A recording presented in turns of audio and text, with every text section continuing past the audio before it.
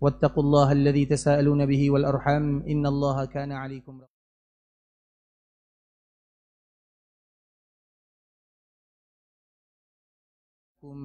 ويغفر لكم ذنوبكم ومن يطع الله ورسوله فقد فاز فوزا عظيما أما بعد فإن أصدق الحديث كتاب الله وخير الهدي هدي محمد صلى الله عليه وسلم وشر الأمور محدثاتها فإن كل محدثة بدعة وكل بدعة ضلالة. Ikhwatal Islam, saudara kaum muslimin, kaum muslimat, ikhwani, akhwati rahimani wa rahimakumullah. Alhamdulillah, Allah Subhanahu wa taala kembali memberikan kemudahan kepada kita bersama untuk bisa berkumpul duduk di dalam rumah Allah Subhanahu wa taala dalam rangka membacakan ayat-ayat Allah dan juga hadis-hadis Rasulullah sallallahu alaihi wasallam. Dan kita tahu bagaimana keutamaan yang mulia diberikan oleh Allah Subhanahu wa taala. Di antara salah satu kemuliaan ketika kita berada di dalam rumah Allah Subhanahu wa taala, maka kita akan mendapatkan hal-hal yang sangat indah. Salah satunya sebagaimana hadis yang disebutkan oleh Nabi sallallahu alaihi wasallam tentang salah satu seekor onta yang namanya onta kauma. Onta kauma itu ikhwatul Islam adalah onta yang sangat berharga bagi orang-orang Arab. Disebut dengan onta kauma. Bagaimana bentuk onta kauma? Karena onta itu merupakan di antara barang berharga. Kalau sekarang misalnya barang berharga bagi kita mungkin mobil yang mereknya luar biasa ataupun yang semisalnya emas, permata. Kalau orang Arab di antara salah satu barang berharganya adalah onta kauma, dan onta itu merupakan barang yang sangat berharga karena nilainya juga tidak main-main. Bahkan kami selalu menyebutkan ikhwatul Islam, ada onta itu yang bahkan harganya sampai 40 juta rial. 40 juta rial dikalikan 4.000 berapa kira-kira? Itu satu ekor ya. Betul 6 miliar nih. 6 triliun atau 6 miliar?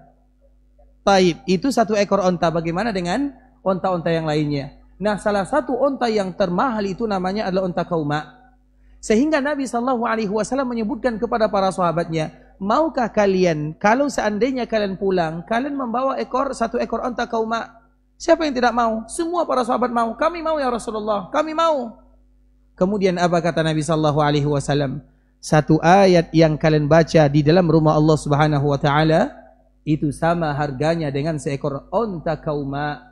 2 ayat, 2 ekor. 10 ayat, 10 ekor onta kauma. Semakin banyak ayat yang kalian baca, hadis-hadis Nabi yang kalian telaah, maka semakin banyak pula lah onta kauma yang akan kalian bawa. Siapa di antara kita yang mau membawa onta kauma ke rumahnya? Karena onta ini kita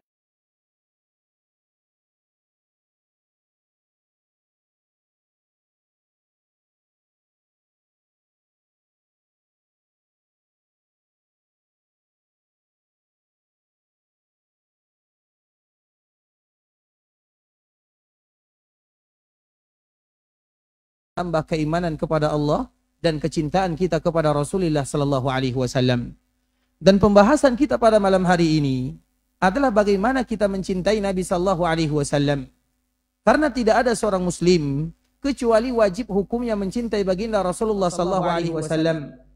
Ketika mereka mencintai Nabi sallallahu alaihi wasallam, maka wajib pula hukumnya bagi mereka untuk membuktikan bagaimana mereka mencintai Nabi sallallahu alaihi wasallam. Karena siapapun, kalau kita bertanya kepadanya, apakah kamu mencintai Nabi sallallahu alaihi wasallam? Pasti semua jawabannya sama. Kami mencintai Nabi sallallahu alaihi wasallam. Bahkan kepada orang yang tidak pernah beribadah sekalipun, kalau kita tanya, selama mereka seorang muslim, kalau kita tanya, apakah kamu mencintai Nabi? Pasti jawabannya, kami mencintai Nabi sallallahu alaihi wasallam. Siapapun kaum muslimin, kecuali pasti mereka mencintai Nabi sallallahu alaihi wasallam. Tapi pertanyaannya, apakah Nabi mencintai kita atau tidak? Masalah kita mencintai Nabi, semuanya mencintai Nabi. Tapi apakah kita dicintai oleh Nabi atau tidak? Maka disitulah kita harus mencari jawabannya. Apa jawabannya? Lakukanlah sesuatu yang bisa mendatangkan kecintaan Nabi sallallahu alaihi wasallam.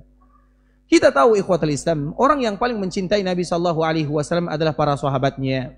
Mereka kalau kita berbicara tentang para sahabat bagaimana mereka mencintai Nabi, maka sulit bagi kita untuk membayangkan. Salah satunya ikhwatul Islam kita contohkan.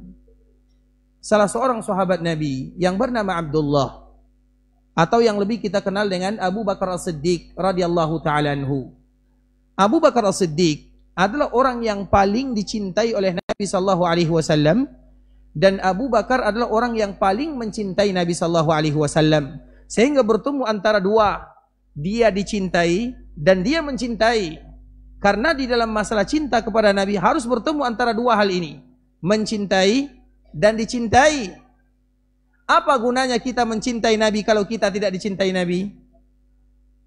Ibarat sebagaimana kata pepatah, seseorang menyukai fulan atau fulana, tapi fulana tidak menyukai dia. Artinya cinta bertepuk sebelah tangan.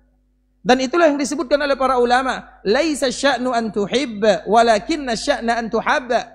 Masalah mencintai itu bukan terletak bagaimana kalian mencintai Nabi, tapi bagaimana supaya kalian dicintai oleh Nabi sallallahu alaihi wasallam.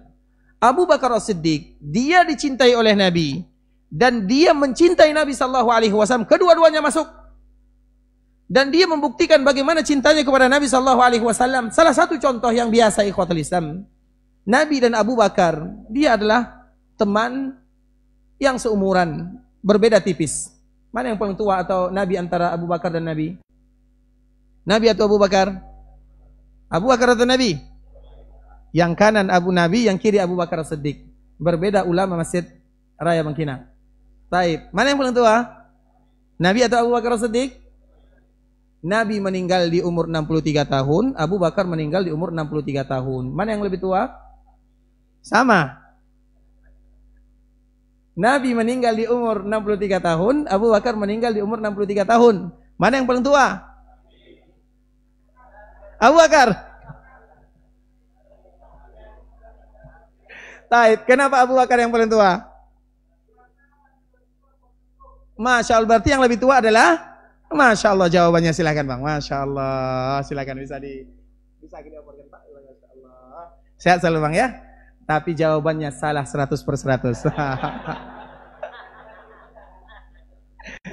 Kita sudah membocorkan Nabi meninggal umurnya 63, Abu Bakar meninggal umurnya 63. Mana yang lebih tua? Nabi. Karena Abu Bakar meninggal setelah 2 tahun setelah Nabi wafat.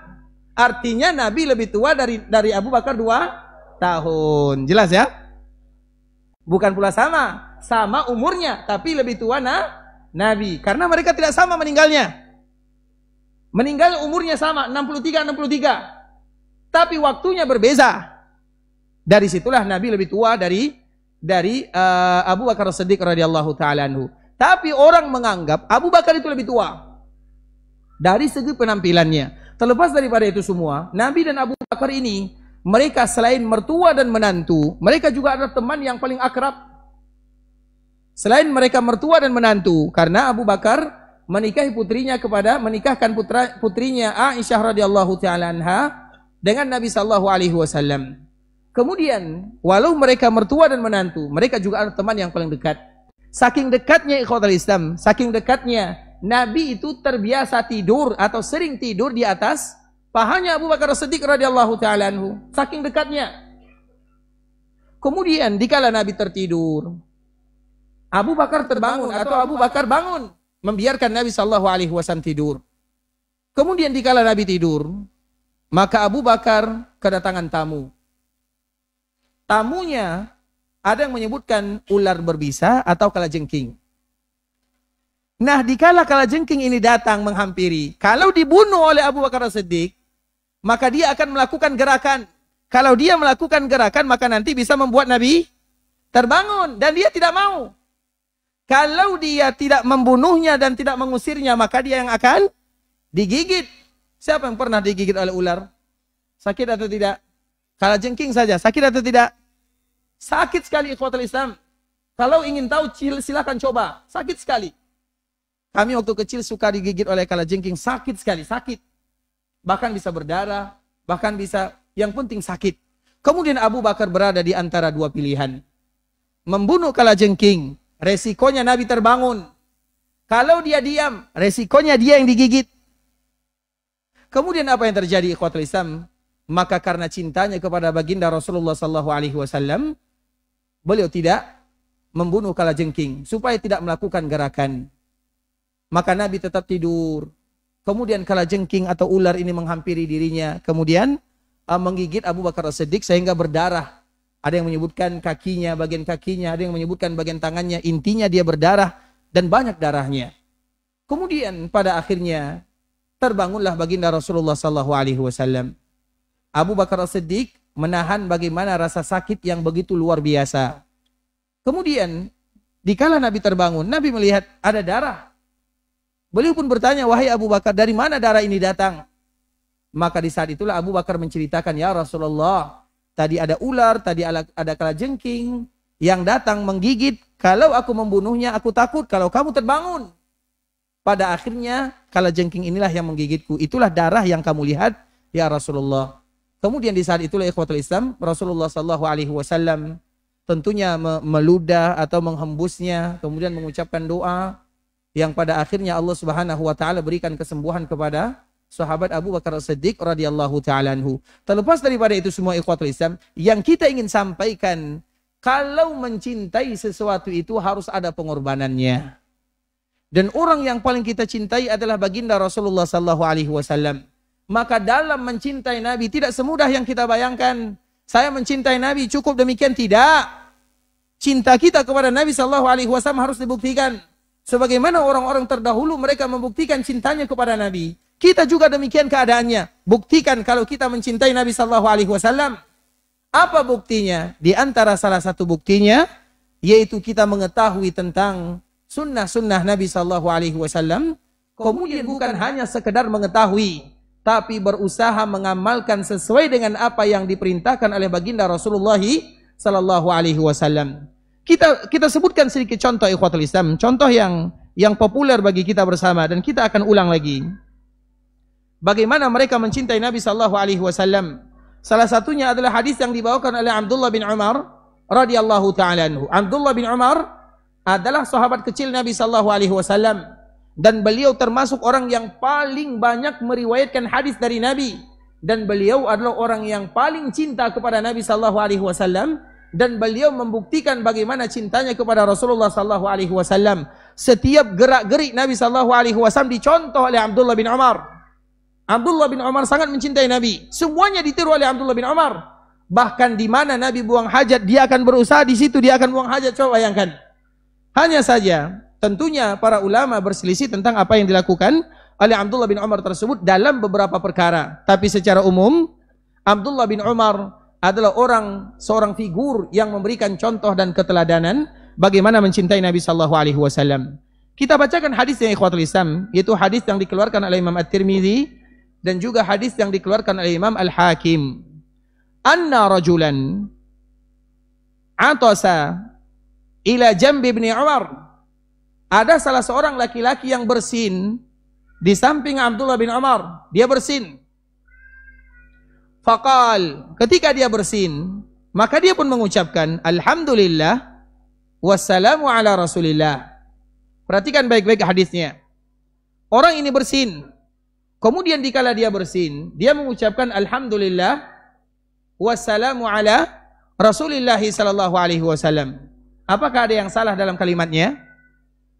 Ada yang salah atau tidak? Kita ulang lagi ikhwatul Islam. Dia mengatakan alhamdulillah wassalamu ala rasulillah. Alhamdulillah dan keselamatanlah untuk Rasulullah sallallahu alaihi wasallam. Ada yang salah atau tidak? Baik, kita kembalikan kepada lanjutannya. Abdullah bin Umar ketika mendengarkan orang ini mengucapkan alhamdulillah wassalamu ala rasulillah, apa yang terjadi? Abdullah bin Umar menyebutkan wa ana aqul, aku pun mengucapkan alhamdulillah wassalamu ala rasulillah. Segala puji bagi Allah dan keselamatan untuk Rasulullah sallallahu alaihi wasallam.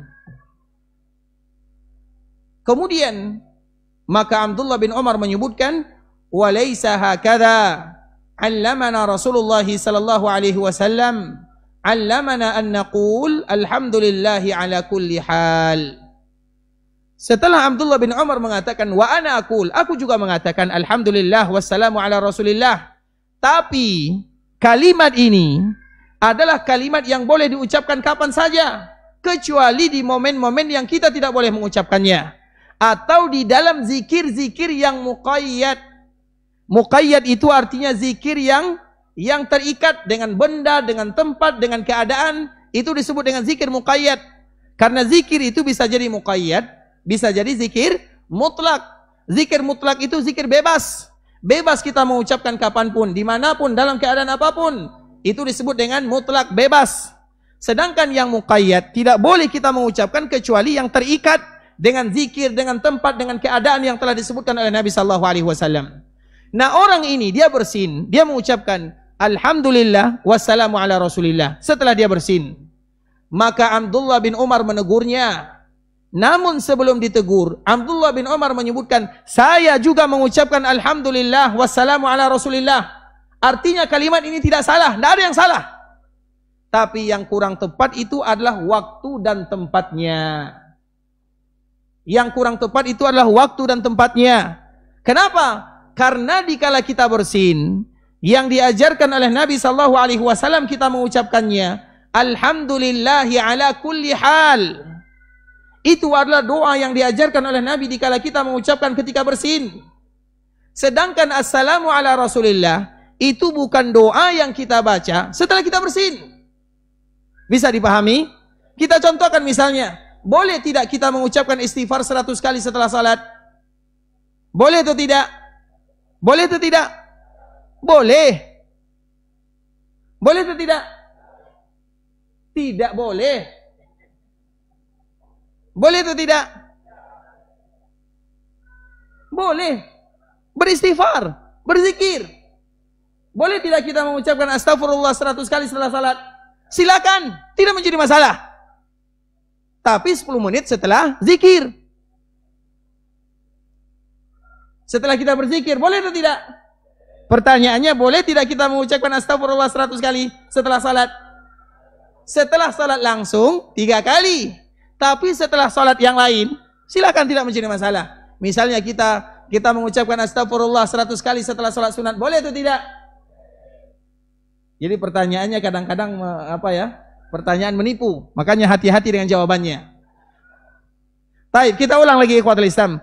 Ketika kita salat, kemudian kita salam, kita mengucapkan astagfirullah, astagfirullah, astagfirullah. Berapa kali kita ucapkan? 3 kali. Boleh tidak 10 kali?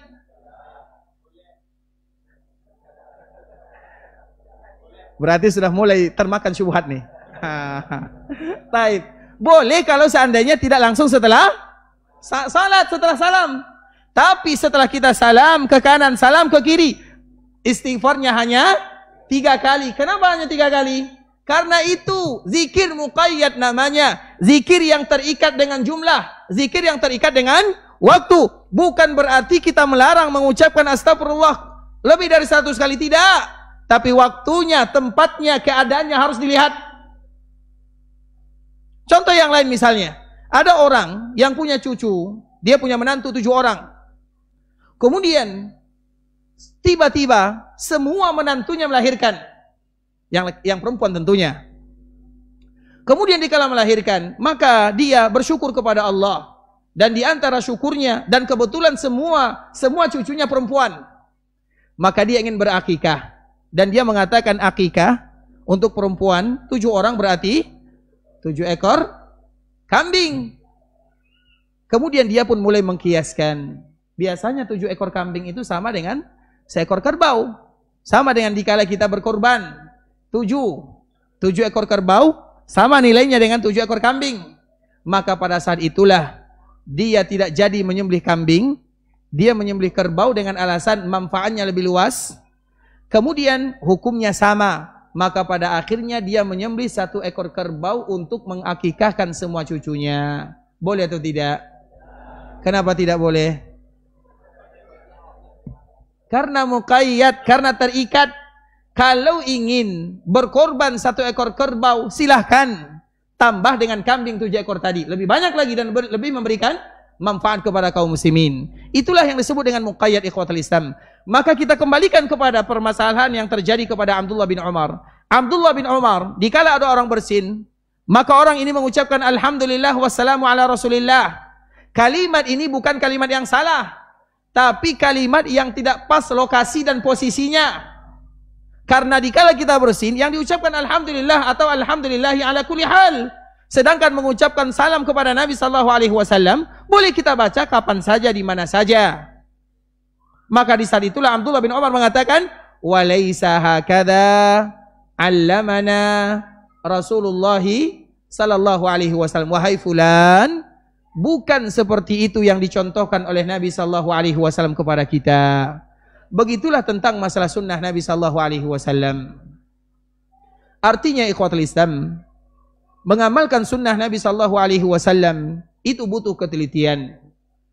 Bukan berarti kita melarang orang beribadah kepada Allah Subhanahu wa taala. Sama juga dengan peristiwa yang terjadi di zaman Nabi sallallahu alaihi wasallam. Ada salah seorang sahabat yang masuk ke dalam Masjid Nabawi. Kemudian orang ini melaksanakan ibadah salat. Nabi sallallahu alaihi wasallam berada di bagian ujung Masjid Nabawi dan Nabi memperhatikannya. Dikala orang ini salat 1 rakaat, 2 rakaat. Kemudian setelah dia salam, dia datang bertemu dengan Nabi sallallahu alaihi wasallam dan mengucapkan assalamu alayka ya Rasulullah. Nabi sallallahu alaihi wasallam menjawabnya. Kemudian sebelum orang ini duduk, maka Nabi mengatakan, "Irji' fasalli fa innaka lam tusalli." Wahai fulan, wahai sahabatku, ulangi salatmu, karena tadi kamu belum melakukan ibadah salat. Orang yang ditegur oleh Nabi sallallahu alaihi wasallam ini, beliau sudah salat atau belum? Sudah salat atau belum?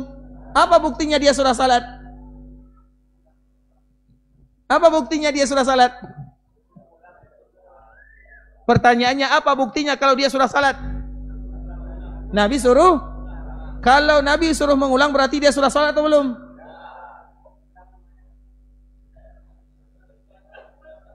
Pertanyaan ini ikhwatul Islam sama dengan orang yang bertanya, mana yang lebih tua antara kamu dengan orang tuamu? Jadi pertanyaan bukan jawabannya yang salah, yang bertanya salah. Bisa dipahami? Apa buktinya dia sudah salat? Dilihat oleh Nabi sallallahu alaihi wasallam di samping Nabi. Sesuatu yang tidak boleh ditanyakan atau tidak perlu lagi ditanyakan, bahwa orang ini betul-betul sudah melaksanakan ibadah salat secara jelas. Orang ini sudah melaksanakan ibadah salat, tapi secara hukum agama sesuai dengan sunnah baginda Nabi sallallahu alaihi wasallam, orang ini belum dihitung sebagai orang yang melaksanakan ibadah salat sesuai dengan apa yang diajarkan oleh Nabi. Maka Nabi mengatakan, "Irji' fasalli fa innaka lam tusalli." Ulangi salatmu, karena tadi kamu belum salat. Padahal dia salat di depan Nabi, namun Nabi menganggap dia belum salat. Kemudian diulang lagi yang kedua kali, masih dikatakan oleh Nabi kalimat yang sama. Kemudian diulang yang ketiga kali, dan Nabi masih kembali mengatakan, "Irji' fasalli fa innaka lam tusalli." Ulang salatmu, karena tadi 1, 2, dan 3 kamu belum salat. Kemudian setelah itu baru dia mengatakan, "Ya Rasulullah, la uhsin ghaira hadza." Ya Rasulullah, saya tidak lagi bisa melakukan yang lebih bagus daripada ini. Kemudian setelahnya baru Nabi mengajarkan bagaimana salat yang sesungguhnya. Artinya apa ikhwatul Islam? Orang salat, banyak juga di antara mereka yang salah di dalam melakukan apa yang diinginkan oleh Nabi sallallahu alaihi wasallam. Dan bisa jadi salatnya tidak diterima oleh Allah Subhanahu wa taala. Kenapa demikian? Karena di luar daripada konteks yang diajarkan oleh Nabi sallallahu alaihi wasallam. Begitu juga dengan ibadah-ibadah yang lainnya. Ibadah puasa misalnya. Apa kata Nabi?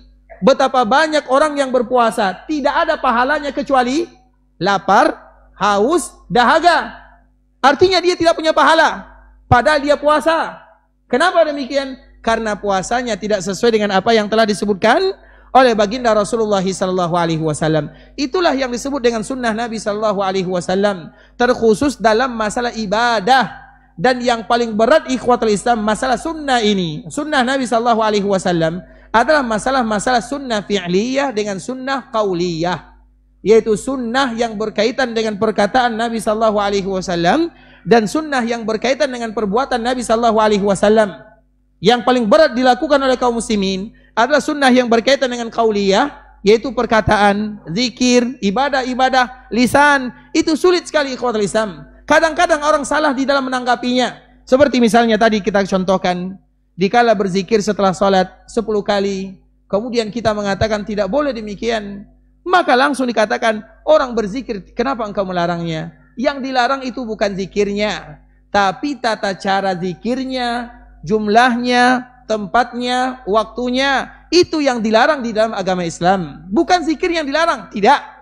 Tapi bagaimana tata caranya. Makanya contoh yang terjadi kepada Abdullah bin Umar ini merupakan contoh yang sangat luar biasa, agar kita bisa mengukur kepada ibadah-ibadah yang lainnya. Dari situlah kisah yang selalu kita angkat ikhwatul Islam. Kisah yang terjadi kepada Abdullah bin Mas'ud radhiyallahu ta'ala anhu. Ini mungkin sebagian kita sudah pernah mendengarkannya, namun kita hanya sekedar mengulangnya. Ketika Abdullah bin Mas'ud berada di Kufah, tiba-tiba datang salah seorang sahabat yang bernama Abu Musa al-Ash'ari radhiyallahu ta'ala anhu. Maka sahabat ini, karena di antara kalangan para sahabat ada yang ulama, ada yang bukan ulama. Ada yang ulama, ada yang bukan ulama. Dan salah satu yang bagian daripada ulamanya adalah Abdullah bin Mas'ud. Dia adalah ulama dari kalangan sahabat Nabi. Dan dia adalah sahabat yang paling mulia. Dan dia pernah pergi atau dia hijrah ke sebuah tempat yang bernama Kufah. Kemudian ikhwatul Islam, Abu Musa al-Ash'ari, dia pernah melewati sebagian masjid-masjid yang ada di Kufah. Dikala beliau melewatinya, maka beliau melihat ada orang yang sedang berzikir. Orang yang sedang berzikir. Kemudian Abu Musa tidak berani menegurnya. Karena biasanya kalau kita menegur ikhwatul Islam, kita harus tahu alasan dan kita juga harus tahu argumennya. Tidak hanya sekedar melarang tanpa memberikan solusi. Karena agama biasanya diberikan larangan, ada solusinya. Misalnya Allah Subhanahu wa taala haramkan riba, diberikan solusi jual beli. Allah Subhanahu wa taala haramkan zina, solusinya adalah dengan menikah. Tidaklah ditutup suatu pintu di dalam agama kecuali dibuka pintu yang lain. Karena itu merupakan di antara fitrah manusia. Salah satunya adalah beribadah kepada Allah Subhanahu wa taala. Berzikir itu ikhwatul Islam, sebahagian kaum muslimin Allah Subhanahu wa taala berikan kepada mereka kemudahan dalam berzikir dan mengingat Allah Subhanahu wa taala. Karena zikir itu adalah ibadah yang paling mulia. Hanya saja harus diperhatikan baik-baik. Harus dipilah, harus dipilih. Mana zikir yang mutlak, mana zikir yang muqayyad, mana zikir yang bebas, mana zikir yang tidak bebas. Kita harus mengetahuinya. Bagaimana tata caranya juga harus diketahui. Karena tidak ada satupun bentuk zikir dalam agama kecuali sudah diajarkan oleh baginda Rasulullah SAW. Semuanya, tinggal bagaimana kita mempelajarinya. Nah, salah satunya ikhwatul Islam adalah ketika Abu Musa melewati masjid yang ada di Kufah, melihat orang sedang berzikir. Zikirnya apa coba? Subhanallah, Alhamdulillah, Allahu Akbar, La ilaha illallah. Tidak ada yang salah. Namun yang salah itu adalah tata caranya. Kemudian dia pergi datang ke rumah Abdullah bin Mas'ud. Ya Aba Abdillah, ada sebuah kaum, aku mengingkarinya. Aku tidak setuju dengan apa yang mereka lakukan. Abu Musa mengatakan, aku tidak setuju. Tapi aku tidak bisa mengingkarinya. Sehingga membuat Abu Abdillah atau Abdullah bin Mas'ud merasa penasaran, apa yang terjadi? Apa yang mereka lakukan? Abu Musa tidak memberikan jawaban. Kalau seandainya Allah berikan kepadamu umur panjang, maka engkau akan melihat dengan mata kepala sendiri. Kemudian Abdullah bin Mas'ud, dia pergi datang ke masjid tersebut dan memperhatikan orang sedang berzikir. Namun zikirnya, bagaimana bentuk berzikirnya? Berzikirnya lain dari yang lain. Mereka duduk berhalaqah di dalam masjid yang ada di Kufah. Kemudian sedang memanggil atau sedang memakai kerikil-kerikil, menggunakan batu kerikil. Misalnya ada kerikil, ada 10 atau ada 100 kerikil.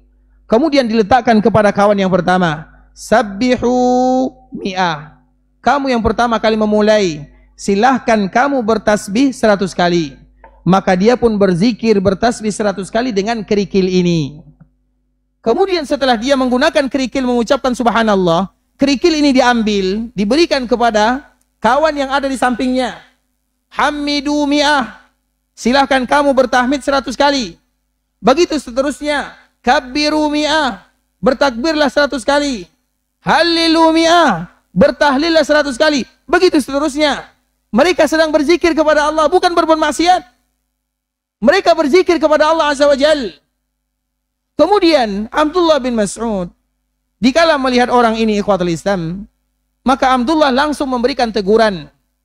Wahai kalian penduduk Kufah, tidakkah kalian ketahui bahwa para sahabat Nabi sallallahu alaihi wasallam masih banyak yang hidup? Piring-piring mereka, alat perabotan rumahnya belum pecah. Artinya mereka masih hidup di tengah-tengah kalian. Kenapa kalian melakukan seperti ini? Kenapa kalian harus berzikir kepada Allah harus dengan cara seperti ini? Kenapa demikian? Apa jawaban daripada orang-orang Kufah yang ada di masjid tersebut?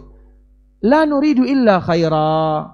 Wahai Abu Abdillah, kami hanya berzikir. Apa salahnya? Di mana salahnya? Tidak ada tujuan kami kecuali ingin melakukan kebaikan. Maka apa jawaban Abdullah bin Mas'ud radhiyallahu ta'ala anhu? Mana yang lebih pintar, kalian atau sahabat-sahabat Nabi yang masih hidup? Mana yang lebih bagus? Mana yang lebih mulia? Mana yang lebih paham tentang agama, kalian atau sahabat Nabi? Sedangkan mereka masih ada di tengah-tengah kalian. Pedangnya masih berlumuran dengan darah, berjihad di jalan Allah Azza wa Jalla. Kemudian tiba-tiba kalian melakukan sesuatu yang tidak mereka lakukan. Mana yang lebih bagus? Mana yang lebih pintar? Tidak ada di antara mereka yang berani menjawabnya. Kemudian setelah itulah keluar sebuah ungkapan yang diabadikan di dalam sejarah kaum muslimin. Kam mim muridin lil khairi lam yusibuhu. Betapa banyak orang yang menginginkan kebaikan tapi mereka salah di dalam melakukannya. Kam mim muridin lil khairi lam yusibuhu. Betapa banyak di antara kita yang menginginkan kebaikan tapi salah di dalam melakukannya. Sehingga di dalam agama tidak dilihat apa tujuan orangnya. Karena tujuan yang bisa melihat hanyalah Allah Subhanahu wa ta'ala. Itu poin yang harus kita ketahui bersama. Masalah tujuan, kita tidak bisa menghukum seseorang. Karena itu adalah perkara hati. Dan perkara hati hanya Allah yang tahu. Sedangkan kita tidak tahu. Makanya kita tidak boleh menjadikan tujuan atau tidak boleh menjadikan perasaan standar sebagai agama. Dalam agama tidak. Oh, saya melakukan ini karena tujuannya baik. Itu bukan urusan kita. Itu urusan Allah Subhanahu wa ta'ala. Sedangkan urusan kita menjadikan barometernya adalah sunnah Nabi yang jelas. Sedangkan masalah tujuan itu dikembalikan kepada Allah Subhanahu wa ta'ala. Kita hanya bisa menghukum seseorang dari tampakan yang jelas. Jelas dia melakukan seperti ini. Kalau seandainya salah-salah, sedangkan tujuannya baik, itu diserahkan kepada Allah Subhanahu wa ta'ala. Maka dari situlah kam mim muridin lil khairi lam yusibuhu. Banyak orang yang menginginkan kebaikan tapi mereka salah di dalam melakukan kebaikan tersebut. Karena orang yang paling tahu tentang kebaikan adalah Rasulullah sallallahu alaihi wasallam. Maka dari situlah ikhwatul Islam, sunnah Nabi sallallahu alaihi wasallam harus kita perhatikan baik-baik. Kadang-kadang ada orang yang menginginkan untuk menerapkan sunnah Nabi tapi dia salah di dalam melangkah. Dan sunnah Nabi itu mencakup semuanya. Sunnah Nabi mencakup dalam masalah kita berpakaian. Sunnah Nabi mencakup kita bermuamalah. Sunnah Nabi mencakup bagaimana kita beribadah. Semuanya adalah sunnah Nabi sallallahu alaihi wasallam yang tidak boleh kita pisahkan antara satu dengan yang lainnya. Tapi biasanya ikhwatul Islam, masalah amaliyah di dalam sunnah Nabi sallallahu alaihi wasallam, disitulah biasanya kaum muslimin mereka salah di dalam masalah memahaminya. Bukan hanya kita kaum muslimin biasa, bahkan ini juga terjadi di zaman sahabat Nabi sallallahu alaihi wasallam. Kita contohkan misalnya sahabat Muawiyah. Sahabat Muawiyah ini ikhwatul Islam adalah salah seorang pemimpin kaum muslimin, dan dia adalah orang yang menulis wahyu di zaman Nabi sallallahu alaihi wasallam, namanya Muawiyah. Dan dia, apa hubungan Muawiyah dengan Nabi? Muawiyah apa hubungannya dengan Nabi? Ipar. Karena saudaranya bernama Ummu Habibah adalah istri Rasulullah sallallahu alaihi wasallam. Kita ulang lagi ikhwatul Islam. Muawiyah adalah iparnya Nabi. Karena saudaranya bernama Ummu Habibah atau yang kita kenal dengan Ramlah adalah salah seorang istri Nabi sallallahu alaihi wasallam. Dekat hubungannya dengan Nabi sallallahu alaihi wasallam. Dan bahkan dia dulu adalah orang yang menulis wahyu di zaman Nabi. Maka dipanggil dengan Katibul Wahyi, orang yang menulis wahyu di zaman Nabi. Apa yang terjadi? Permasalahannya tipis. Ketika dia melaksanakan ibadah haji, maka dia tawaf di Ka'bah Al-Musyarrafah. Dikala beliau tawaf, biasanya kalau orang tawaf, yang pertama kali dicari adalah Hajar Aswad. Kemudian yang kedua adalah Rukun Yamani. Itu biasanya yang dicari oleh kaum muslimin. Muawiyah dikala beliau tawaf, maka yang beliau cari Hajar Aswad, kemudian Rukun Iraqi, kemudian Rukun Syami, kemudian Rukun Yamani. Semua sisi yang ada di Ka'bah disentuhnya dan dipegangnya. Semuanya. Mulai dari Hajar Aswad, kemudian Rukun Iraqi. Rukun Iraqi disebut dengan Rukun Iraqi karena mengarah kepada daerah Irak. Kemudian Rukun Syami karena mengarah kepada daerah Syam. Kemudian Rukun Yamani karena mengarah kepada daerah Yaman, maka disebut dengan rukun-rukun yang mengarah ke daerahnya. Rukun Syami, Rukun Iraqi, dan Rukun Yamani. Kemudian dikala beliau tawaf, apa yang terjadi? Beliau memegang semuanya. Dikala beliau memegangnya, ikhwatul Islam, apakah salah dikala kita tawaf memegang Ka'bah? Salah atau tidak? Kalau kita tawaf, kemudian kita memegang Ka'bah, salah atau tidak? Salah atau tidak? Apa jawabannya? Apa jawabannya? Tidak tahu. Nah, itulah jawabannya, tidak tahu. Nah, ini hadiahnya Pak. Masya Allah. Kan jujur kan lebih adil. Tidak tahu ya tidak tahu. Taib. Memegang Ka'bah, dikala kita tawaf, ada dua keadaan. Ada orang memegang Ka'bah, ikhwatul Islam, dikala beliau tawaf atau dikala tawaf karena penasaran.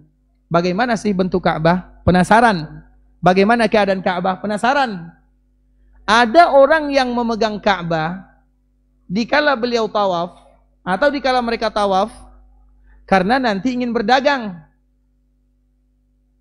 Apa maksudnya berdagang? Mengambil keberkahan dari dindingnya. Ihram itu yang dibeli harganya 200.000, itu bisa jadi harganya nanti 200 juta. Karena ihram ini adalah ihram yang sudah menempel di Ka'bah Al-Musyarrafah. Itu mahal ikhwatul Islam.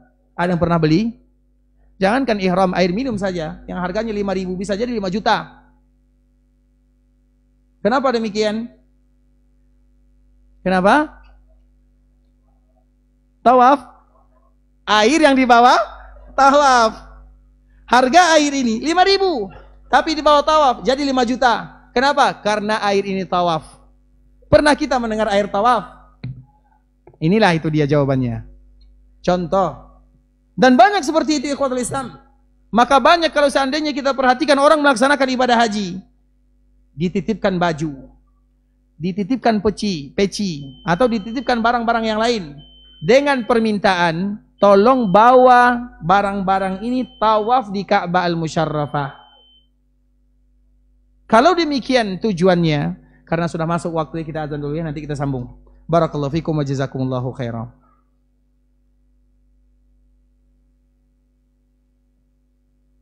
Assalamualaikum warahmatullahi wabarakatuh. Kami sampaikan kepada jemaah, kita azan, iqamat langsung sholat. Dan kami minta kepada jemaah semua nanti, karena kita banyak, boleh diisi soft di antara tiang. Kajian disambung setelah sholat, insyaallah.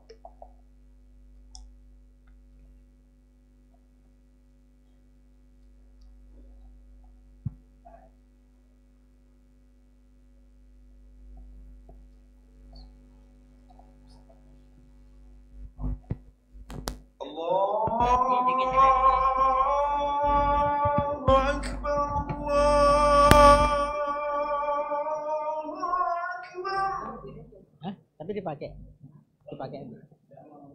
Hah? Allahu Akbar. dipakai. Cukup, cukup. Biar aja sini.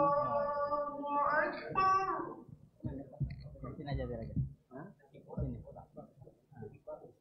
Asyhadu an la ilaha illallah.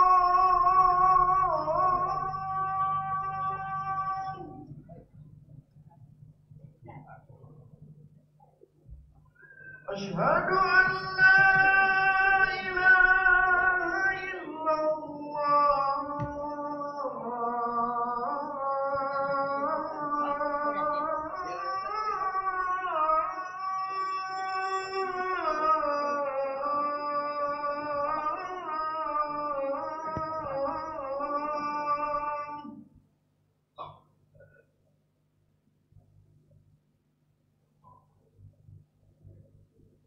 أشهد أن محمدا رسول الله.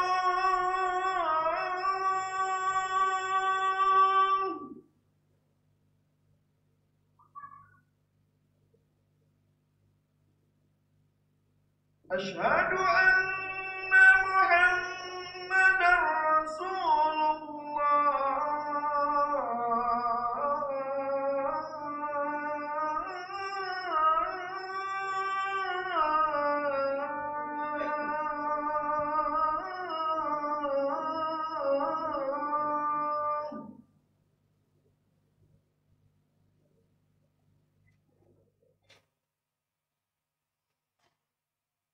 حي على الصلاة.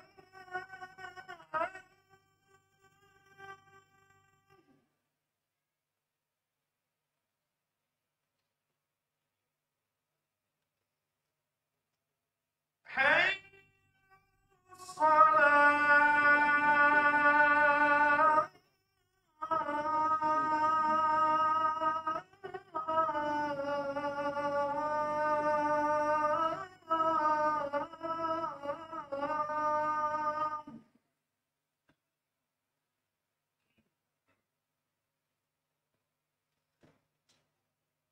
حي على الفلاح.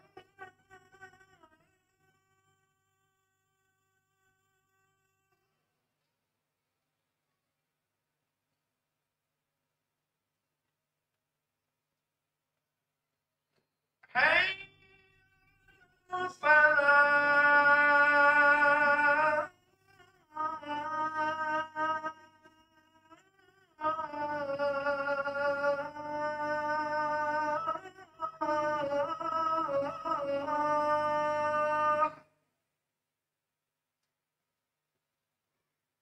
الله أكبر، الله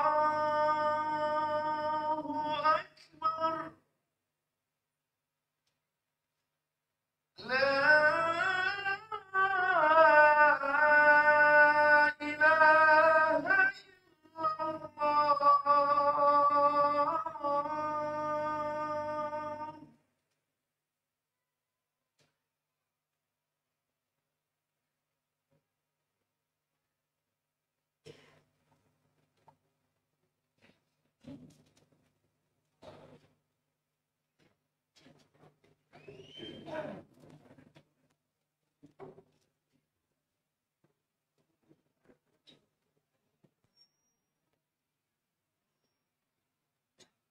الله أكبر، الله أكبر.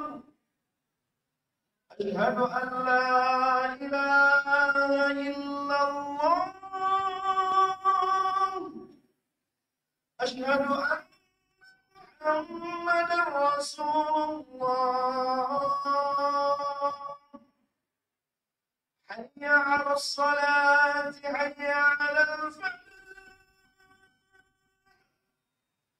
قد قامت الصلاة، قد قامت الصلاة. الله أكبر، الله أكبر. لا إله إلا الله.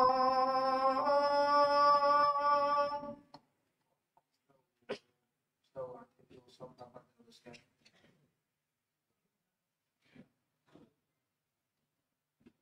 Allahu Akbar.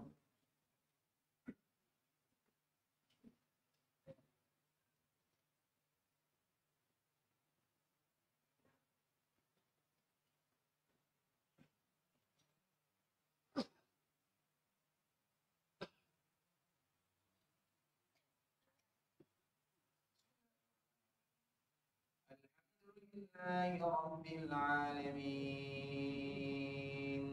Ar-Rahmanir Rahim, Maliki Yawmiddin, Iyyaka na'budu wa iyyaka nasta'in, Ihdinas siratal mustaqim, Siratal ladzina an'amta 'alaihim ghairil maghdubi 'alaihim waladdallin.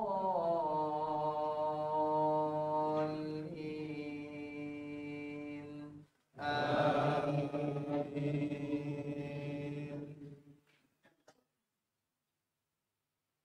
Ya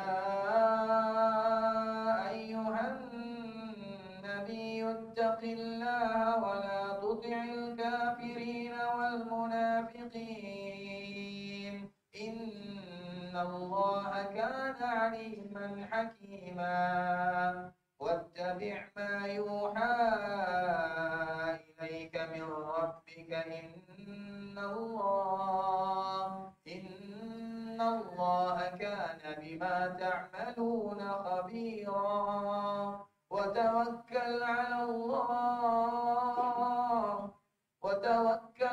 الله وكفى بالله وكيلا.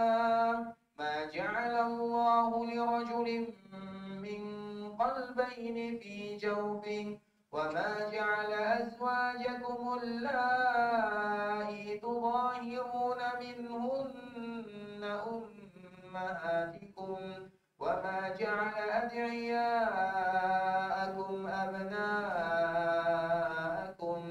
ذلكم قولكم بأفواهكم والله يقول الحق وهو يهدي السبيل. ادعوهم لآبائهم هو أقسط عند الله فإن لم تعلموا آباءهم فإخوانكم في الدين ومواليكم وليس عليكم جناح فيما أخطأتم به ولكن ما تعمدت قلوبكم وكان الله غفورا رحيما. الله أكبر.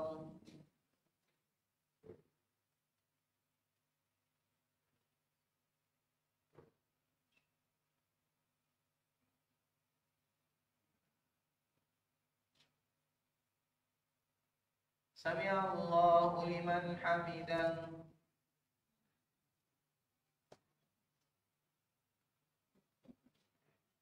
الله أكبر.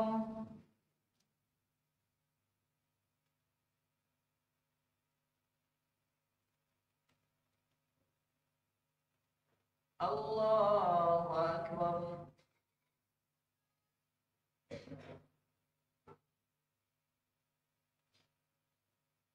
الله أكبر.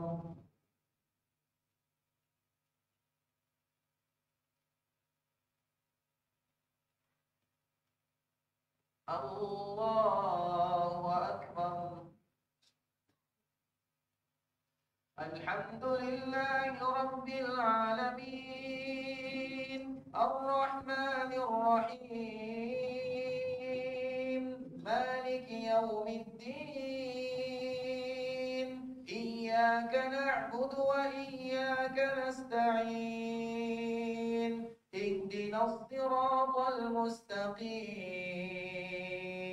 صراط الذين أنعمت عليهم غير المغضوب عليهم ولا الضالين.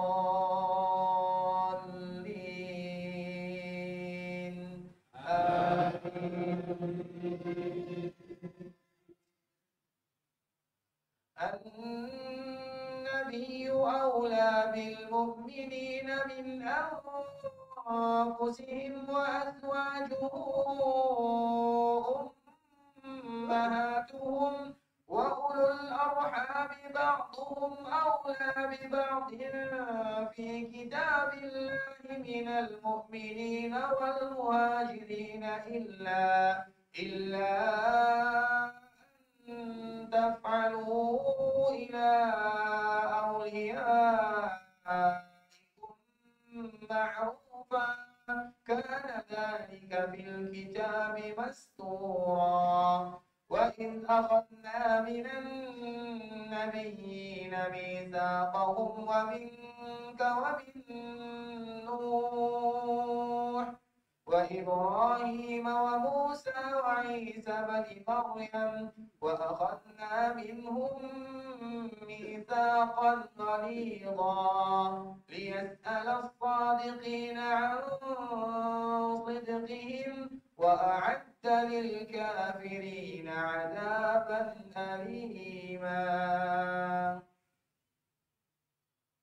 الله أكبر.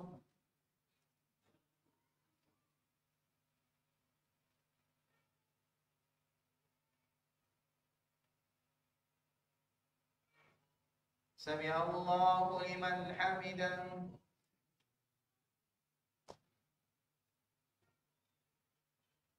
الله أكبر.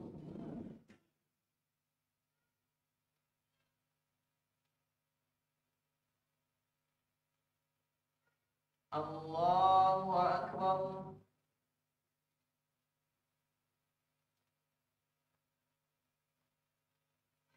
الله أكبر.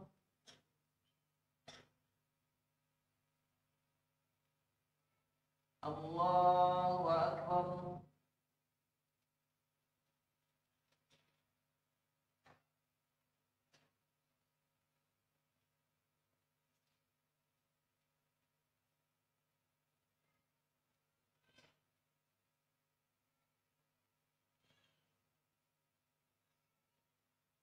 الله أكبر.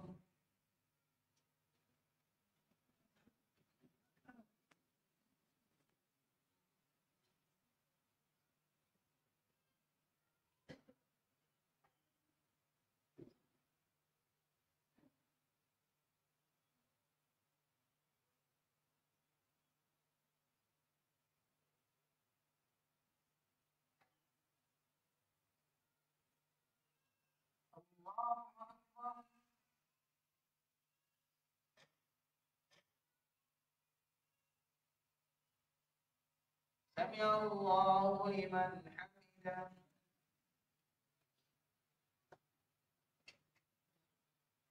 الله أكبر.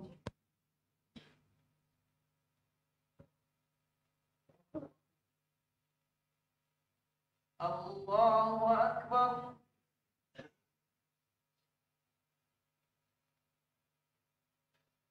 الله أكبر.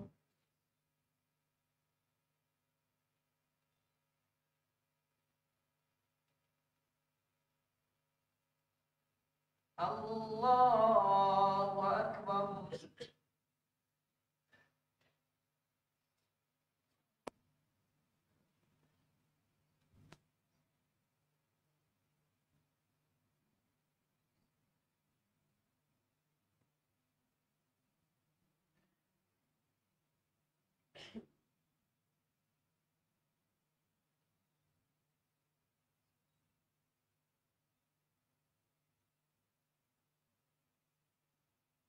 الله أكبر.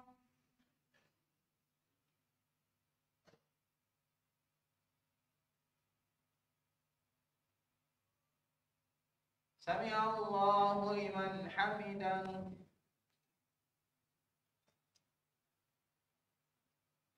الله أكبر.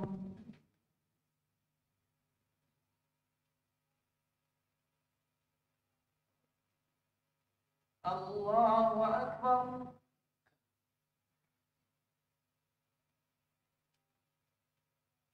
الله أكبر.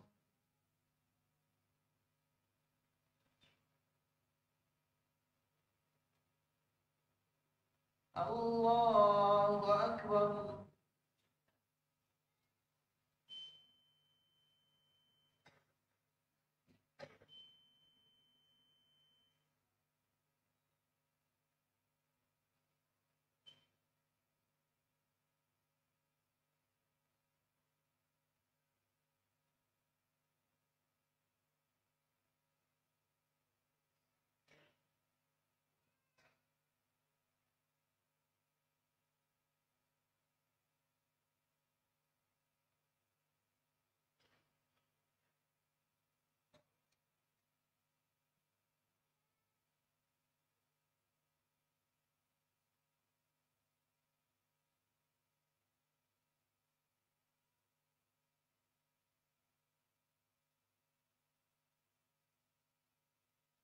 Assalamualaikum warahmatullah. Assalamualaikum warahmatullah.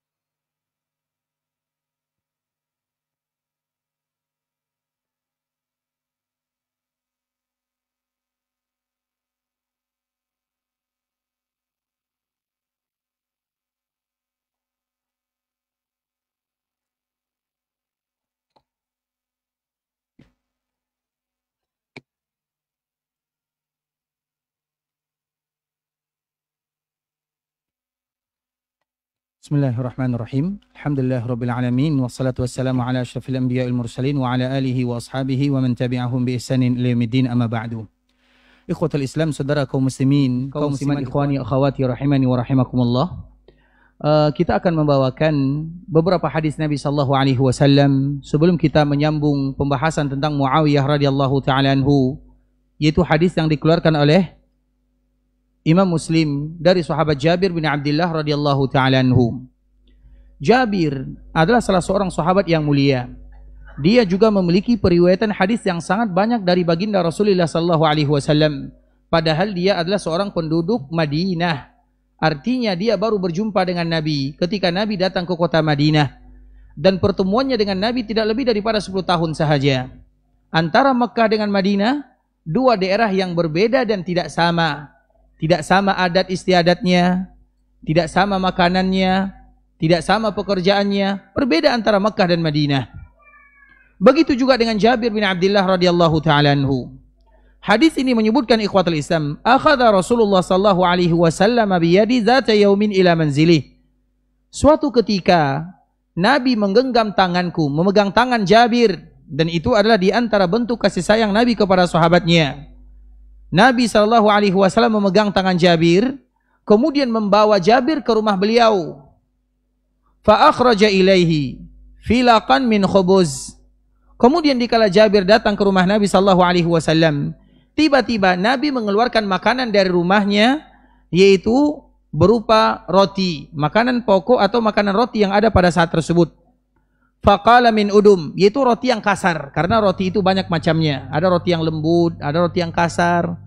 Sama juga dengan kita membeli donat, ada yang tergantung levelnya, ada yang keras, ada yang lembut dan yang semisalnya. Nah, roti yang Nabi tawarkan ini adalah roti yang agak sedikit kasar lah istilahnya. Kemudian faqalu la illa syai'un min khal. Nabi SAW mengatakan, wahai Aisyah, kepada keluarganya. Kebetulan Nabi SAW berada di rumah Ibunda Aisyah radhiyallahu taala anha. Karena memang biasanya para sahabat datang ke rumah Nabi ketika Nabi berada di rumah Aisyah. Dan kita selalu menyebutkan Nabi memiliki istri lebih daripada satu orang. Yang meninggal Khadijah, Zainab binti Khuzaimah. Dua orang ini sudah meninggal.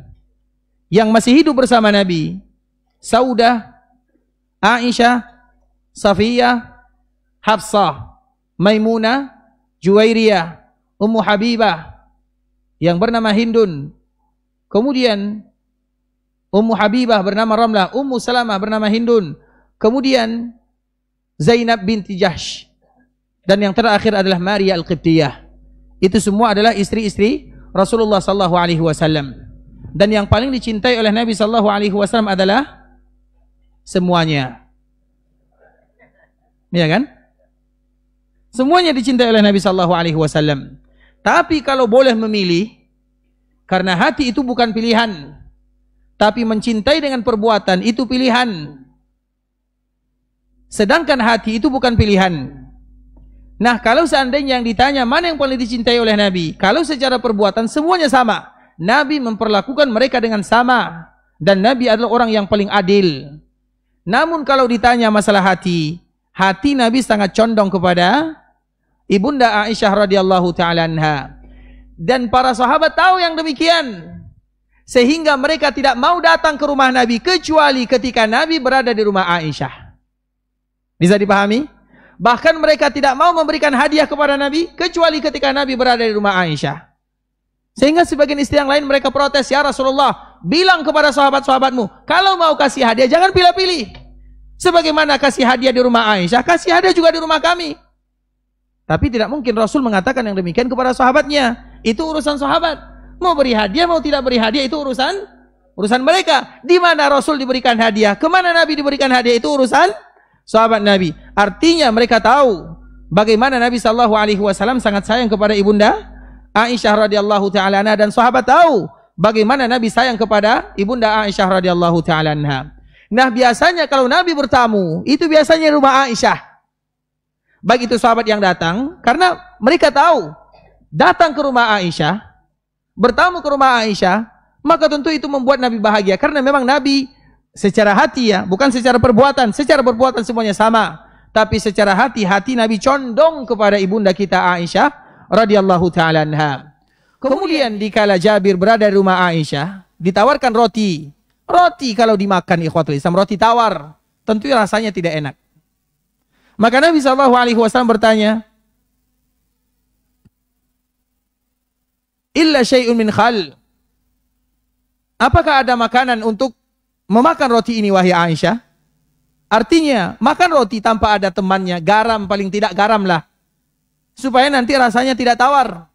Maka Nabi SAW dikatakan kepadanya, ada khal. Khal itu ibarat cuka, seperti cuka. Kita tahu cuka? Cuka itu cairan atau butiran? Ada yang butiran? Cuka. Cuka itu terbuat dari apa? Dari buah-buahan. Buah-buahan apa? Apa? Artinya buah-buahan yang kemudian didiamkan beberapa waktu kemudian menjadi cuka. Rasanya enak atau hambar atau bagaimana? Asam. Biasanya asam itu adalah kesukaan penduduk Madinah atau penduduk Mekah. Biasanya asam itu adalah makanan penduduk Mekah. Asam itu ikhwatul Islam. Makanya kalau ada di antara kita yang diberikan rezeki datang ke Mekah, ke Madinah, dan semoga Allah berikan rezeki tersebut kepada kita bersama, maka kami sarankan jangan selalu makan di hotel. Datang dari Indonesia ke Mekah, makan makanan orang Mekah, jangan makan makanan orang Indo. Tapi itulah faktanya. Kita tidak mau merasakan makanan orang lain. Nah, nanti kita akan menemukan salah satu bumbu namanya syattah. Orang yang ada di Madinah atau orang yang pernah melaksanakan ibadah umrah, ada bumbu namanya syattah, dan biasanya bumbu ini tidak pernah disentuh oleh orang-orang Asia. Karena rasanya lain. Ya mirip-mirip cuka tadi, mirip-mirip cuka. Kemudian ikhwatul Islam, orang Madinah itu bukan makanannya. Khal, cuka bukan makanan penduduk Madinah. Kemudian Nabi yang berasal dari Mekah, maka tadi kita menyebutkan Nabi dari Mekah, Jabir dari Madinah, ada tujuan dan ada alasannya. Kemudian disebutkan, apa kata Nabi? Fa innal khalla ni'mal udum. Cuka adalah yang terbaik, kata Nabi sallallahu alaihi wasallam. Karena Nabi adalah orang yang paling sayang kepada keluarganya, dan di antara bentuk kasih sayang Nabi, Nabi tidak pernah mencela makanan yang dibuat oleh keluarganya bagaimanapun bentuknya. Kalau Nabi suka, Nabi makan. Kalau tidak suka, makan di luar. Selesai. Selesai atau tidak? Tidak selesai, Ustaz. Bahaya, tidak masak 2 hari. Tapi begitulah Nabi SAW. Kalau Nabi suka dimakan, kalau tidak suka, tarakaha. Nabi tinggalkan tanpa mencela. Mana yang lebih berbahaya? Dicela atau ditinggalkan? Dua-duanya bahaya. Sama-sama mudarat. Tapi mana yang lebih banyak mudaratnya? Yang dicela. Nabi SAW memilih yang sedikit mudaratnya. Dan ini tidak diketahui orang yang masih jomblo. Yang jomblo tidak tahu. Ini khusus bagi yang sudah punya keluarga. Dicela bahaya, tidak dimakan juga bahaya. Sama-sama bahaya. Tapi mana yang sedikit bahayanya? Yaitu dikala tidak dimakan. Dengan alasan sudah kenyang, makan sama kawan, tadi mampir di warung, banyak alasan yang lain. Ya, kita laki-laki paling banyak alasan. Taib. Ini ibu-ibu mohon maaf ya. Agar kita tahu bagaimana sifat Nabi SAW. Kemudian ikhwatul Islam, apa kata Nabi? Nabi ketika mendengarkan tidak ada kawan makanan kecuali khal, cuka, apa kata Nabi? Ni'mal udum. Cuka adalah yang terbaik. Nabi puji makanan tersebut. Kemudian khal ini dicampurkan dengan roti, maka ada rasanya. Roti bercampur khal, agak sedikit asam asin tercampur semuanya di dalam. Kemudian apa kata Jabir? Kita kembalikan kepada Jabir. Jabir yang tadi diajak oleh Nabi. Qala Jabir, fama ziltu uhibbul khalla mundu sami'tuha min nabiyillahi sallallahu alaihi wasallam. Semenjak Nabi mengatakan bahwa al-khal, cuka adalah makanan yang terbaik, maka semenjak itu pula lah aku mencintai makanan yang dicintai oleh Nabi sallallahu alaihi wasallam. Tidak sampai di situ. Yang meriwayatkan hadis ini adalah Talhah. Wa qala Talhah, ma ziltu uhibbul khalla mundu sami'tuha min Jabir radhiyallahu taala anhu. Talhah yang meriwayatkan hadis ini dari Jabir. Jabir meriwayatkan dari Nabi. Talhah meriwayatkan dari Jabir. Jabir mengatakan, atau Talhah mengatakan, semenjak aku meriwayatkan hadis ini, maka semenjak itu pula aku mencintai cuka. Dan siapapun yang mendengarkan hadis ini wajib mencintai. Hati-hati nanti ya. Amanah sudah disampaikan. Ini serius ini. Kita ingin menyampaikan apa ikhwatul Islam agar kita tahu bagaimana kecintaan sahabat kepada Nabi sallallahu alaihi wasallam. Jangankan masalah agama, masalah makanan, mereka akan memaksa dirinya mencintai apa yang dicintai oleh Nabi. Padahal Jabir tidak suka, kita juga tidak suka. Dan kalau kita tidak suka makanan yang disukai oleh Nabi, berdosa atau tidak? Berdosa atau tidak? Tidak. Makanan selera antara satu daerah dengan daerah yang lain berbeda, tidak menjadi masalah. Antara Kampar saja dengan air tiris, dengan Mangkinang banyak perbedaan makanannya. Apalagi antara kita dengan orang-orang yang ada di sana. Sangat jauh berbeda. Tapi kalau ada di antara kita yang menyukainya karena kesukaan baginda Nabi yang mulia, maka kita akan mendapatkan pahala dengannya. Ini masalah makanan, bukan masalah agama. Tapi kita berusaha untuk mencintai apapun yang dicintai oleh Nabi sallallahu alaihi wasallam. Hadis yang kedua. Hadis ini, hadis yang juga diriwayatkan dari salah seorang sahabat yang bernama Anas bin Malik, dan hadis ini dikeluarkan oleh Imam Bukhari dan Imam Muslim. Inna khayyatan da'a Rasulullah sallallahu alaihi wasallam li ta'amin sana'ah. Ada salah seorang yang ahli menjahit mengundang Nabi sallallahu alaihi wasallam untuk makan di rumahnya atau makanan yang dia buat. Qala Anas mengatakan, "Fadhahabtu ma'a Rasulillah sallallahu alaihi wasallam idza dzalika at'am." Kemudian aku pergi bersama Nabi mendekati makanan yang tadi dibuat untuk kami. Faqurriba ila Rasulillah sallallahu alaihi wasallam khubzan min sya'ir wa maraqan fihi dubba wa qadid. Kemudian makanan ini didekatkan kepada Nabi sallallahu alaihi wasallam. Makanannya tidak banyak, makanannya sedikit. Dan memang itu merupakan di antara kewajiban seorang muslim dengan muslim yang lainnya. Saling memberikan hadiah makanan atau saling menawarkan hadiah makanan itu merupakan di antara tradisi, baik itu banyak ataupun sedikit. Nah, makanan ini tidak banyak dan Nabi SAW tetap menghadirinya.